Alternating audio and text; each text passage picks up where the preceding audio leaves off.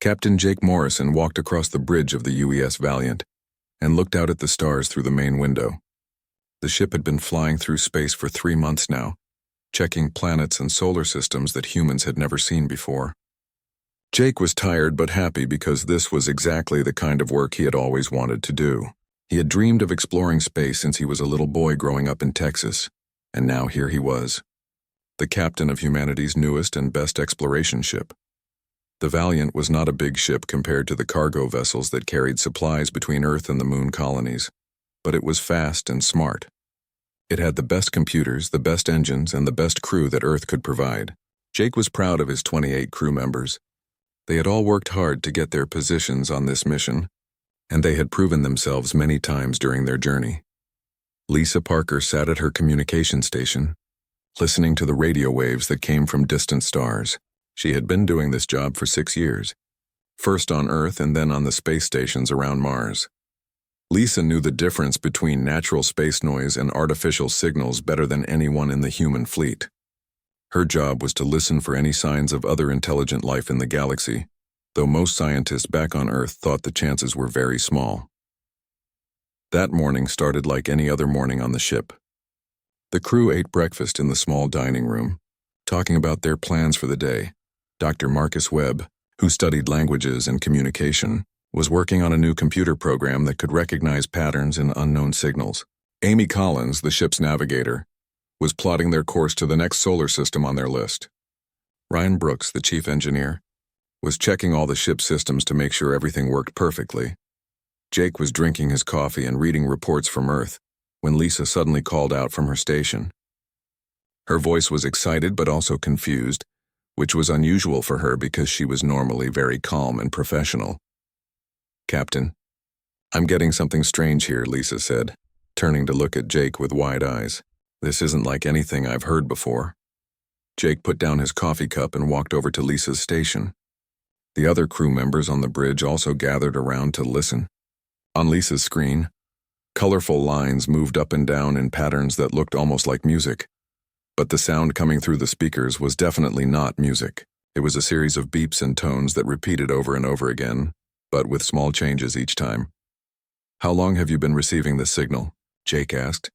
"About 10 minutes, Lisa replied, adjusting the controls to make the signal clearer. "It's coming from somewhere in the direction of the Kepler 442 system, about 3 light years from here. The signal is very strong, much stronger than it should be at this distance." Dr. Webb pushed his glasses up his nose and leaned closer to listen. Marcus was a thin man with gray hair, who had spent most of his life studying how different human languages worked. The government had chosen him for this mission because they thought his skills might be useful if they ever met aliens, though nobody really expected that to happen. "Play it again from the beginning," Marcus said. Lisa pressed some buttons and the strange signal filled the bridge again. Marcus listened carefully, his eyes closed in concentration. After the signal finished, he opened his eyes and looked thoughtful. "There's definitely a pattern here," Marcus said. "It's not random noise. Someone or something is trying to communicate." Amy Collins, who had been quiet until now, spoke up from her navigation station. "Captain, if this signal is coming from the Kepler 442 system, we need to think carefully about what we do next. That system is not on our approved exploration list. We would need special permission from Earth Command to go there." Jake nodded. He knew Amy was right about the rules, but he also knew that this might be the most important discovery in human history. The signal kept playing, and each time it repeated, Jake became more convinced that they were listening to a message from an alien civilization. "Lisa, can you record everything and try to clean up the signal?" Jake asked. "Marcus, I want you to start analyzing this right away. See if you can find any mathematical patterns or anything that might help us understand what it means." For the next several hours, the crew worked harder than they had ever worked before. Lisa used every tool and technique she knew to make the signal as clear as possible. She discovered that the signal was actually very complex, with many different layers of information hidden inside what sounded like simple beeps and tones.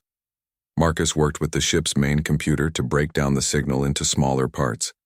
He found that some parts of the message contained what looked like mathematical equations, while other parts showed patterns that might be star maps or planetary coordinates. The more he studied the signal, the more excited he became. "Captain, this is incredible," Marcus said after working for 4 hours straight. I think this message contains mathematical proofs, star charts, and what might be technical information about space travel. Whoever sent this is definitely intelligent and they know a lot about science and mathematics. Jake felt his heart beating faster. If Marcus was right, then humanity had just received the first message from an alien civilization. This was bigger than anything that had ever happened in human history. But Jake also felt worried because the signal had come as a distress call. The pattern of the transmission and the way it repeated suggested urgency. "Marcus, do you think this is a distress signal?" Jake asked. Marcus looked at his computer screen again and nodded slowly. "Yes, I think it is. The mathematical sequences are followed by what look like countdown numbers. If I'm reading this correctly, whoever sent this message is in serious trouble and they don't have much time." Jake walked to the center of the bridge and looked at each of his crew members. He knew that the next decision he made would change everything, not just for them, but possibly for all of humanity. According to their orders from Earth Command, they were supposed to report any unusual discoveries and wait for instructions before taking action. But if this was really a distress signal from aliens, waiting for orders from Earth might mean waiting too long to help. "Amy, how long would it take us to reach the Kepler 442 system?" Jake asked. Amy checked her navigation computer and did some quick calculations. "At maximum speed, about 18 hours, Captain." Jake made his decision. "Set course for Kepler 442 maximum speed. Lisa, keep monitoring the signal and let me know if anything changes. Marcus, I want you to keep working on translating this message. If we're going to meet aliens, I want to be able to talk to them." As the Valiant changed course and accelerated toward the unknown system, Jake wondered what they would find when they arrived. He hoped they would be able to help whoever had sent the distress signal, but he also worried about whether humanity was ready for first contact with an alien civilization. One thing was certain, though. Their mission had just become much more important than exploring empty planets. The Valiant dropped out of hyperspace at the edge of the Kepler 442 system, and what Jake Morrison saw on the main screen made his blood run cold. The beautiful blue and green planet that should have been peaceful was surrounded by massive dark ships that looked like they were made of metal and flesh combined together. These ships were huge, some of them bigger than entire cities back on Earth, and they moved in ways that seemed almost alive. "My God," whispered Amy Collins from her navigation station. "Captain, I'm reading over 200 unknown vessels in this system. They're all concentrated around the fourth planet." Lisa Parker was frantically adjusting her communication equipment, trying to get a clear signal from the planet below.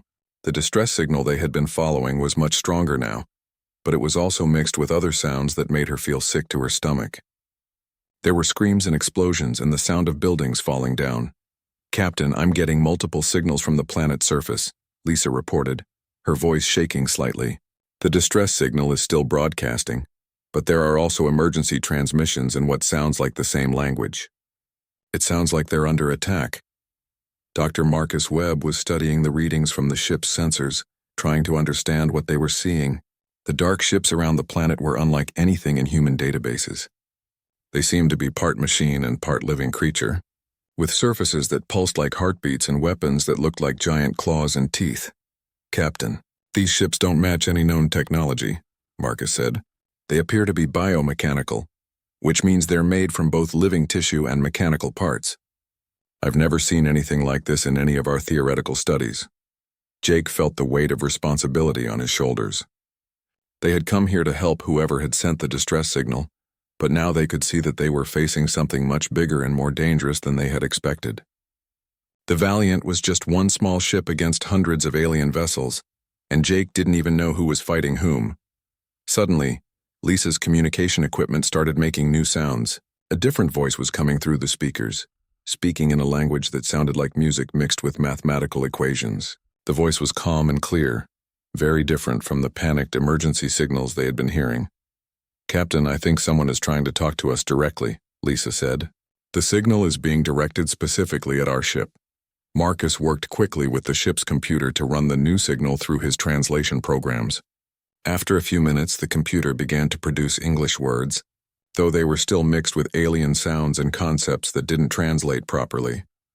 "Greetings, unknown vessel," the computer voice said in a mechanical tone. "We are Zephyrians of the planet Zephyr Prime. We sent the mathematical message requesting assistance from Deathworld species. Are you the humans from the planet Earth? Jake looked around at his crew in amazement. The aliens not only knew about humans, but they had specifically asked for help from Earth. Somehow, they knew that Earth was what they called a death world, though Jake wasn't sure what that meant. "Lisa, open a channel," Jake ordered. "This is Captain Jake Morrison of the human vessel Valiant. We received your distress signal and came to help. What is your situation?" The response came quickly, and this time the translation was much clearer. The voice belonged to someone called High Commander Veltar, who seemed to be the leader of the aliens under attack. "Captain Morrison, we are grateful that Deathworlders have finally answered our call," Veltar said. "Our world is under attack by the Devourers, an ancient enemy that consumes entire civilizations. We have been fighting them for 6 months, but our defenses are failing. We called for help from Deathworlders because only species from dangerous worlds have ever been able to resist the Devourers." Jake was confused by the term Death World, but before he could ask about it, Ryan Brooks called out from his engineering station with urgent news. "Captain, 3 of those bioships have broken away from the main group, and they're heading straight for us," Ryan reported. "They'll reach us in about 10 minutes. Jake realized that they were about to face their first real test. The alien ships approaching them were each about 5 times bigger than the Valiant, and Jake had no idea what kind of weapons they carried or how dangerous they were. "Amy, can you get us closer to the planet while avoiding those ships?" Jake asked. "I can try, Captain, but those bioships are faster than they look," Amy replied, her hands moving quickly over her navigation controls. As the Valiant began to move toward the planet, High Commander Veltar continued to explain the situation through the communication system. His words painted a picture that was both fascinating and terrifying. "Captain Morrison, you must understand what Deathworlders are," Veltar said. "Most species in our galaxy evolved on what we call garden worlds, planets with stable climates, abundant resources, and few dangers. These worlds create peaceful civilizations, but also civilizations that are not prepared for real conflict. Deathworlders come from planets that are hostile and dangerous, where survival requires constant struggle and adaptation." Jake began to understand what Veltar meant. Earth was indeed a dangerous planet, compared to what most people might expect from a habitable world. Humans had evolved while dealing with predators, natural disasters, diseases, extreme weather, and countless other threats. What seemed normal to humans might seem incredibly dangerous to aliens from more peaceful worlds. "The Devourers have been destroying garden world civilizations for thousands of years," Veltar continued. "They are biomechanical creatures that consume matter and energy to grow stronger. No garden world species has ever successfully fought them, because we lack the aggressive instincts and adaptability that Deathworlders possess. We hoped that by contacting Earth we might find allies who could help us survive." The 3 Devourer ships were getting closer, and Jake could see them more clearly on the main screen. They looked like massive insects made of metal and flesh, with long tentacles that sparked with electricity and weapon ports that glowed with an evil red light. Just looking at them made Jake feel like he was facing something that shouldn't exist. "All hands, prepare for combat," Jake announced over the ship's communication system. "This is not a drill. We're about to engage unknown hostile forces." Kevin Davis, the ship's tactical officer, was already working on targeting solutions and defensive strategies. Kevin had served in the Earth Defense Force before joining the exploration program, and his military experience was about to become very valuable. "Captain, I recommend we try to stay mobile and use our smaller size to our advantage," Kevin suggested. "Those bioships are big, but they might not be as maneuverable as we are." As the first Devourer ship came within weapons range, Jake realized that humanity was about to face its first real battle in space, and the outcome would determine not just their own survival, but possibly the survival of an entire alien civilization that had put their hope in the Deathworlders from Earth. The first Devourer ship opened fire with weapons that shot streams of red energy, but Amy Collins had already started moving the Valiant in a pattern that would have been impossible for the pilots from Garden Worlds to imagine. She rolled the ship upside down and then dove toward the planet while spinning sideways, using moves she had learned from flying fighter jets in Earth's atmosphere during thunderstorms and hurricanes. The red energy beams passed harmlessly through the space where the Valiant had been just seconds before. Jake watched the tactical display and realized that Amy's crazy flying was actually working. The Devourer ships were trying to track them, but their weapons couldn't keep up with the unpredictable movements. "Kevin, return fire," Jake ordered. Kevin Davis launched a spread of missiles toward the nearest bioship, but he didn't fire them in the straight line that most military tactics suggested. Instead, he programmed each missile to take a different curved path, approaching the target from multiple angles at once. It was a technique he had developed while hunting enemy submarines back on Earth, where the ocean currents and thermal layers made straight-line attacks useless. The Devourer ship tried to shoot down the incoming missiles, but its defensive systems were designed to handle predictable attacks from Garden World species. 3 of the 6 missiles got through and exploded against the bioship's hull, tearing holes in its living metal skin. "Direct hits," Kevin reported with satisfaction. That got their attention. The damaged Devourer ship pulled back, but the other 2 ships moved in to attack. Jake realized that the aliens were learning from what had just happened, and their next attack would be more dangerous. He needed to do something that would give his crew an advantage. "Ryan, can you give us more power to the engines?" Jake asked. "Already on it, Captain," Ryan Brooks replied from his engineering station. "I'm pushing the reactor beyond normal safety limits, but we can handle it for a while." Nina Torres, one of the ship's security officers, had been watching the battle from her station, and suddenly had an idea. Nina had grown up in the mountains of Colorado, where her father had taught her how to hunt wild animals that were much bigger and stronger than she was. The secret was not to fight them head-on, but to get close enough to attack their weak points. "Captain, what if we board one of those ships?" Nina suggested. "If they're biomechanical, they might have control centers or vital organs that we could attack from inside." Jake looked at Nina like she was crazy, but then he thought about it more carefully. The idea was incredibly dangerous, but it was also exactly the kind of thinking that Garden World species would never consider. They would see boarding an enemy ship as suicide, but humans had been doing dangerous things to survive for thousands of years. "Nina, take a team and prepare for boarding," Jake decided. "But wait for my signal." Amy continued her wild flying, keeping the Valiant moving in patterns that made no sense to anyone except humans who had learned to survive in Earth's dangerous environment. She flew the ship like it was a bird dodging through a forest during a hurricane, never staying in the same place for more than a few seconds. Dr. Marcus Webb, meanwhile, had been listening to the communication channels and made an important discovery. The Devourer ships were talking to each other in a form of electronic signals that sounded like a combination of computer data and biological nerve impulses. "Captain, I think I can disrupt their communications," Marcus said excitedly. "They're using bioelectric fields to coordinate their attacks. If I can create interference on the right frequency, it might confuse them." "Do it," Jake ordered. Marcus activated his jamming signal, and the effect was immediate. The 3 Devourer ships suddenly stopped moving in their coordinated pattern and began to spread out randomly. They were still dangerous, but now they were acting like individual hunters instead of a pack working together. Kevin took advantage of the confusion to target the engines of the second bioship. His missiles struck the creature's propulsion system, which looked like a combination of rocket engines and giant fins. The bioship began to drift helplessly, unable to control its movement. The third Devourer ship, however, had adapted to Marcus's jamming and was approaching fast. Its weapons were charging up for what looked like a devastating attack that could destroy the Valiant completely. "Nina, now," Jake shouted. Nina Torres and her boarding team of 6 Marines launched themselves from the Valiant in individual spacesuits equipped with small rocket packs. They flew through space toward the damaged first Devourer ship like bullets fired from a gun. The bioship's defenses were focused on the Valiant, so they didn't detect the tiny human figures approaching from below. The Marines attached cutting tools to the bioship's hull and burned through the living metal in less than 30 seconds. They found themselves inside a corridor that looked like the inside of a giant animal, with walls that pulsed like a heartbeat and strange organic lights that provided dim illumination.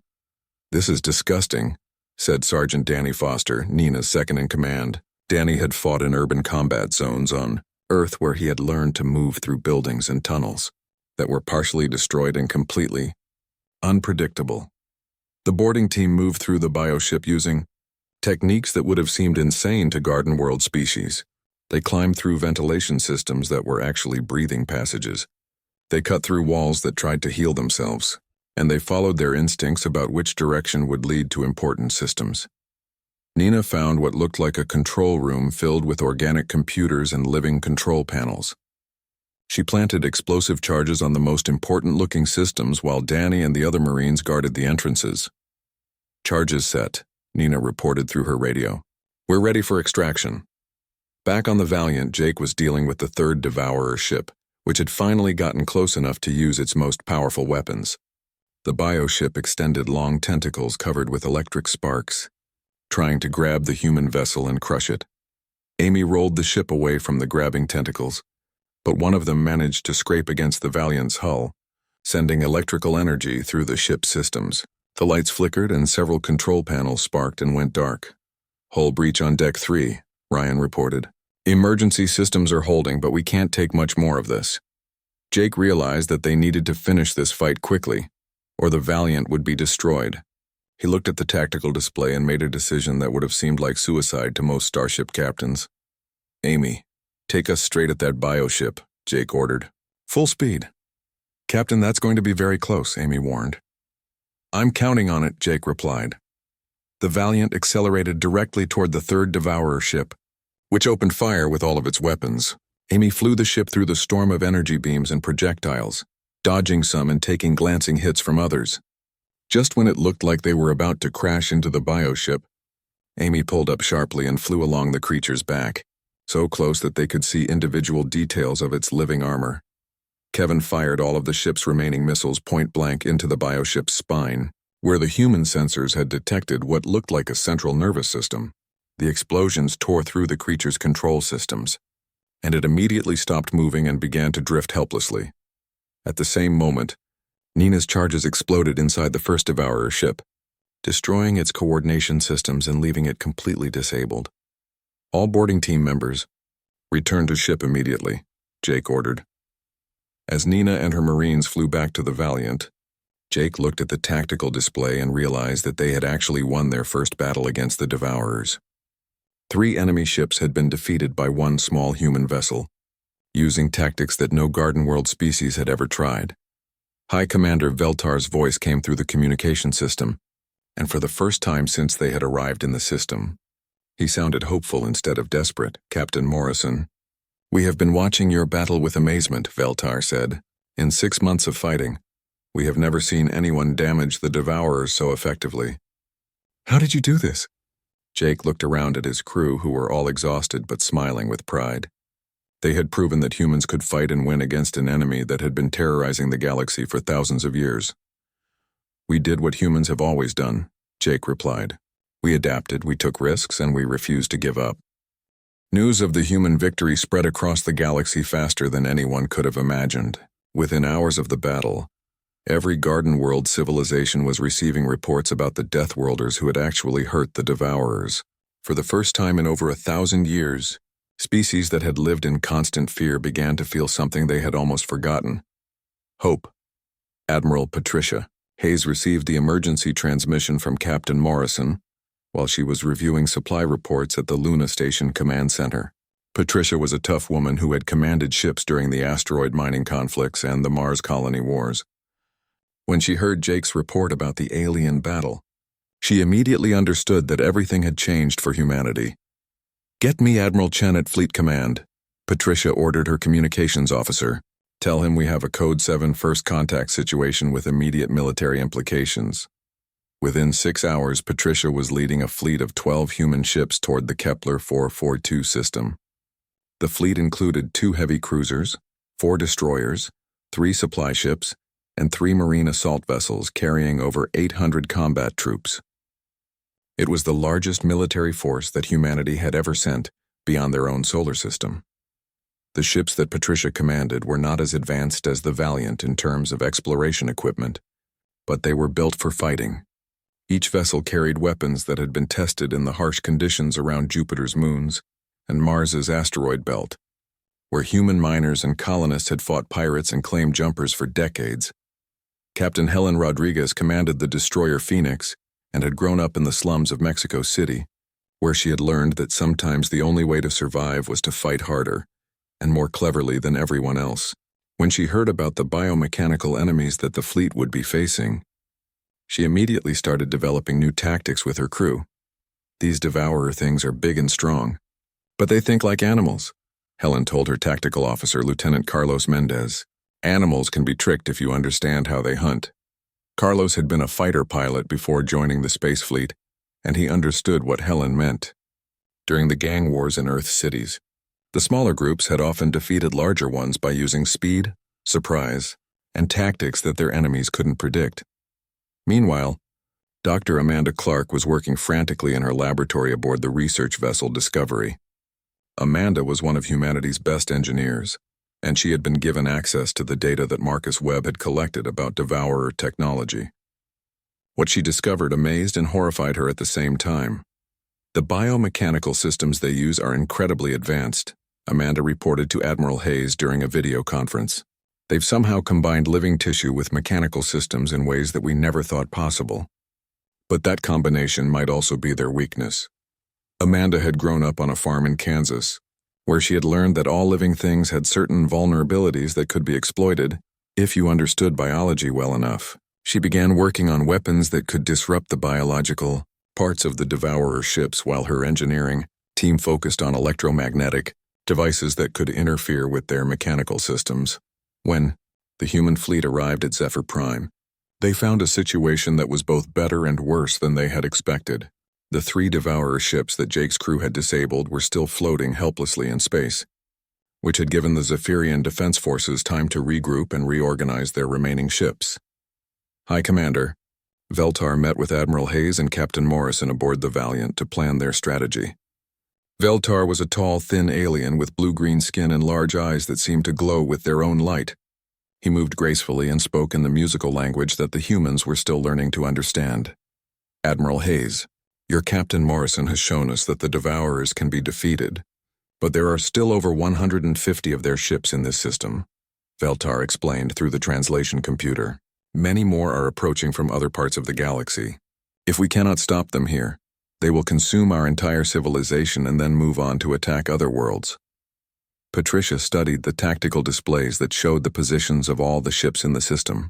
The Devourer force was massive, but it was also spread out across a wide area as the bioships consumed asteroids and small moons to feed their growth. This gave her an idea for a strategy that might work. We're going to hit them in small groups, Patricia decided. Instead of one big battle, we'll fight a series of smaller battles where we can use our advantages.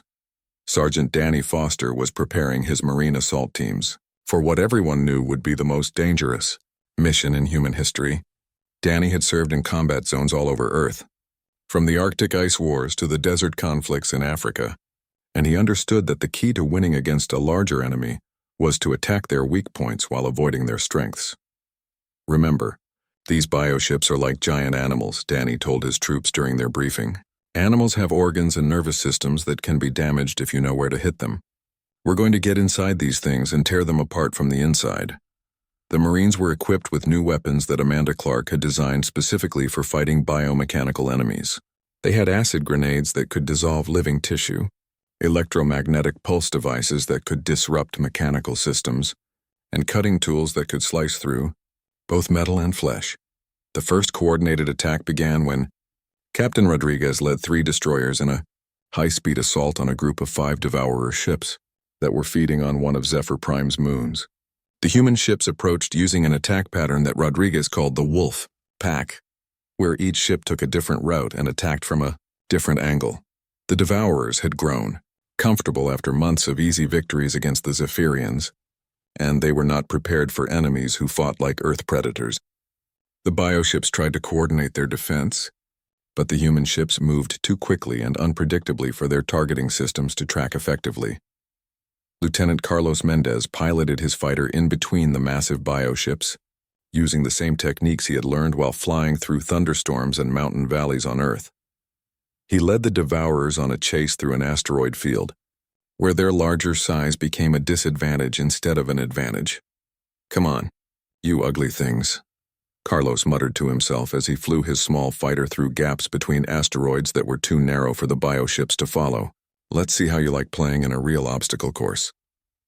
The Devourers crashed into asteroids while trying to catch the nimble human fighter, damaging themselves and becoming confused about which direction their enemy had gone. This gave the human destroyers perfect opportunities to attack with their most powerful weapons. At the same time, Sergeant Foster was leading boarding parties against two of the damaged bioships. The Marines used techniques that would have seemed impossible to garden world species, rappelling down the sides of the organic hulls and cutting their way inside through breathing vents and waste disposal systems. Inside the bioships, the Marines found corridors and chambers that looked like the inside of enormous insects or sea creatures. The walls pulsed with strange lights, and the air smelled like a combination of machine oil and rotting meat. But Danny and his teams had trained in sewers, caves, and abandoned buildings, so they were not afraid of dark, dangerous, and disgusting places. Plant charges on anything that looks important, Danny ordered his teams through their radio headsets. If it glows, if it pulses, if it makes noise, blow it up. The Marines worked their way through the bioships like antibodies fighting an infection, destroying control systems and vital organs wherever they found them.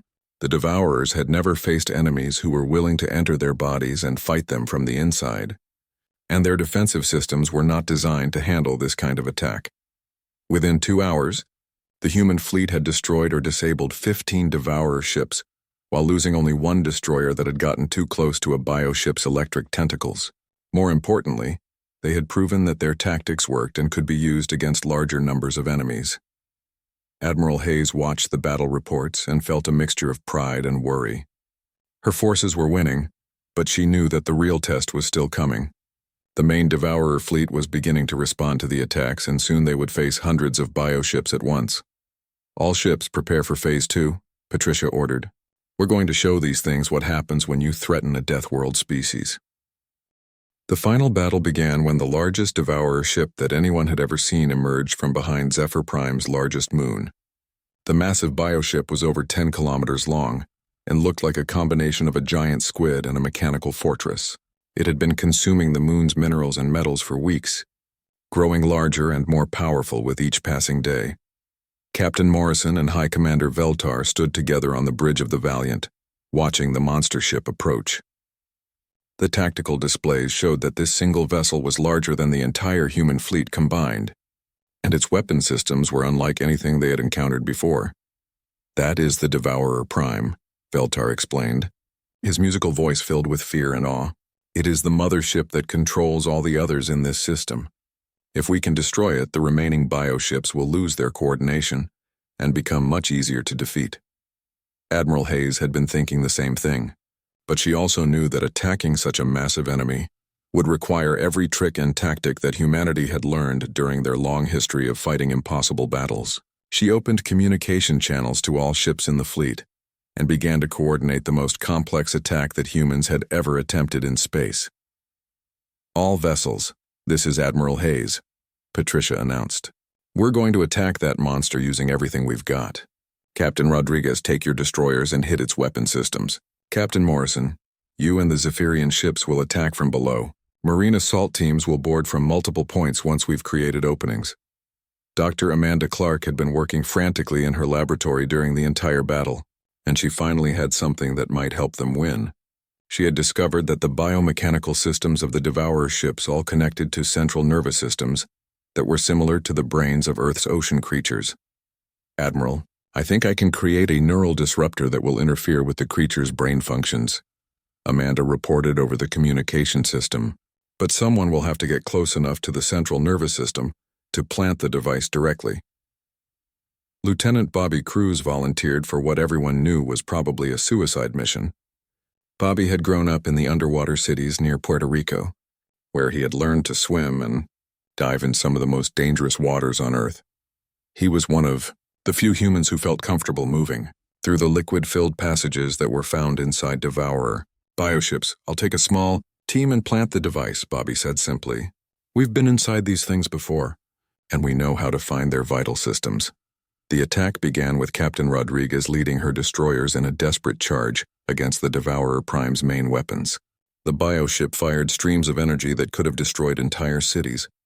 But Helen had learned to predict the creature's attack patterns by watching how Earth's ocean predators hunted their prey. All ships, evasive pattern Delta, Helen ordered. Make them think we're running scared, then turn and hit them when they're not expecting it. The human destroyers scattered like a school of fish being chased by a shark, But then they suddenly regrouped and attacked from directions that the bioship's targeting systems couldn't track. Their missiles and energy weapons struck the creature's weapon clusters, destroying several of the massive guns and creating openings in its defenses. At the same time, Sergeant Danny Foster was leading the largest boarding operation in human military history. Over 200 Marines launched themselves at the Devourer Prime from different directions, using rocket packs and cutting tools to force their way inside the creature's hull. The inside of the Devourer Prime was like a nightmare version of an Earth ocean, mixed with alien technology. The corridors were filled with thick liquid that made movement difficult, and the walls were covered with sensors and defensive systems that tried to stop the human invaders. "Stay together and keep moving," Danny ordered his teams through their underwater communication systems. "This thing is trying to seal us off from each other, so we need to work fast." The Marines split into smaller groups and began fighting their way toward the creature's vital systems.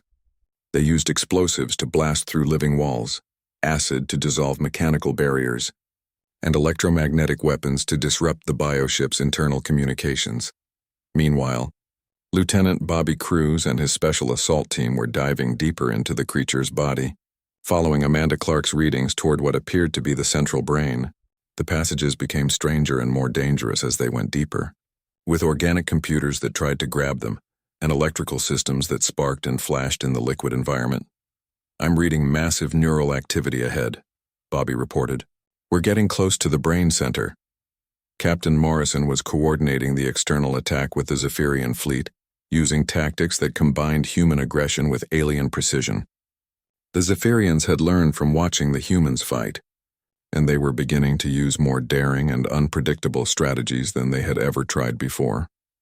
High Commander Veltar, "Take your ships and attack the creature's propulsion systems," Jake suggested. "If we can stop it from moving, our boarding teams will have more time to complete their mission." The combined human and Zephyrian fleet swarmed around the massive bioship like angry bees attacking a giant predator. They were much smaller than their enemy, but they were also much faster and more maneuverable. Every time the Devourer Prime tried to focus its weapons on one group of attackers, another group would strike from a different direction. Deep inside the bioship, Bobby Cruz finally reached the central nervous system. What he found there amazed and horrified him at the same time. The brain center was a huge chamber filled with organic computers and living neural networks. But it also contained something else: memories and fragments of consciousness that belonged to other species. "Admiral Hayes, this is Cruz," Bobby reported. "I'm in the brain center and I'm seeing something incredible. This thing isn't just a predator. It's made from the remains of other intelligent species. I think the Devourers are what happens when civilizations get consumed and converted into biomechanical weapons." Amanda Clark's voice came through the communication system with urgent instructions. "Bobby, you need to plant the neural disruptor at the center of the main brain mass. It should look like a giant tree made of nerve tissue and computer circuits." Bobby swam through the liquid-filled chamber toward the massive central brain, dodging defensive systems that tried to stop him with electrical shocks and grasping tentacles. His training in Earth's dangerous underwater environments had prepared him for exactly this kind of challenge, and he reached the brain center just as his air supply was running dangerously low. "Device planted," Bobby announced. "Everyone get out of here now." The neural disruptor activated and sent waves of disruption through the Devourer Prime's entire nervous system. The effect was immediate and dramatic. The massive bioship stopped moving and began to convulse like a dying animal. Its weapons went silent, its defensive systems shut down, and its coordination with the other Devourer ships was completely broken. All across the Kepler 442 system, the remaining bioships suddenly stopped their coordinated attacks and began to drift aimlessly through space. Without the Prime's controlling influence, they reverted to simple animal behavior and were easily destroyed by the combined human and Zephyrian forces.